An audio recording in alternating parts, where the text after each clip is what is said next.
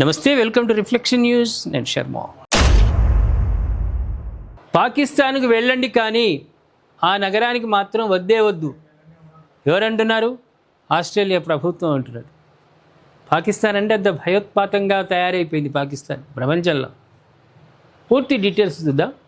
Pakistan super league PSL మార్చి 26 నుంచి ప్రారంభం కానుంది.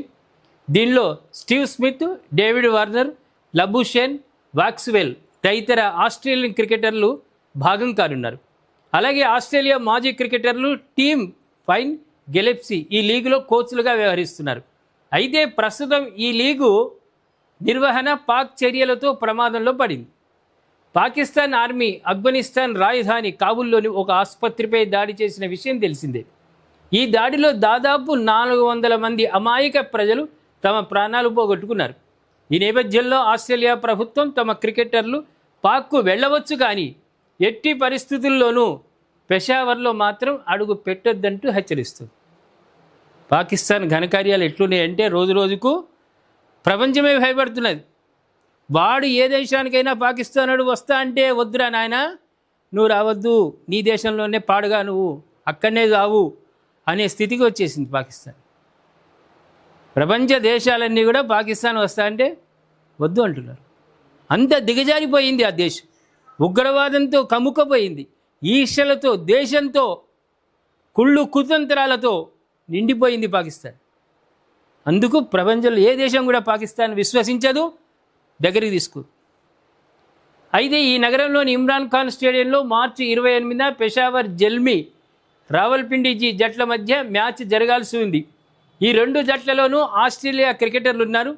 జల్మీ జట్టుకు అరోన్ హెడ్డీ, పిండీస్ టీంకు బేక్ ఫ్రేజర్, మేక్ గర్క్ ప్రాతినిధ్యం వహిస్తున్నారు. దీంతో ప్రస్తుతం సందిగ్ధం నెలకొంది. అయితే అత్యవసర పరిస్థితులు ఎదురైతే ఆస్ట్రేలియా ఆటగాళ్లను ప్రైవేటు విమానాల్లో స్వదేశానికి తరలిస్తామని ఆస్ట్రేలియా ప్రభుత్వం హామీ ఇచ్చినట్లు వార్తలు వస్తున్నాయి.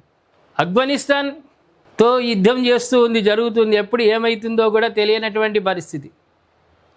అమాయకమైనటువంటి మత్తు పదార్థాలకు బానిసగా మారినటువంటి వాళ్లను దాని నుంచి పడేయడానికి చేస్తున్న ట్రీట్మెంట్తో కూడుకున్న హాస్పిటల్పై క్షిపణులతో దాడులు చేస్తే 400 మంది మరణించారు. ప్రపంచమంతా కూడా ఖండించింది. ఎంత పెద్ద యుద్ధమైనా సరే పాఠశాలలు, హాస్పిటళ్ళు కొన్ని నిషేధిస్తారు, ఆ ప్రాంతంలో చేయొద్దు అని. అమాయకమైన ప్రజలు కాబట్టి. ఇరాన్ మీద జరిగింది ఇజ్రాయిల్ దాడి. పిల్లలు, స్కూల్ పిల్లల మీద చనిపోయారు.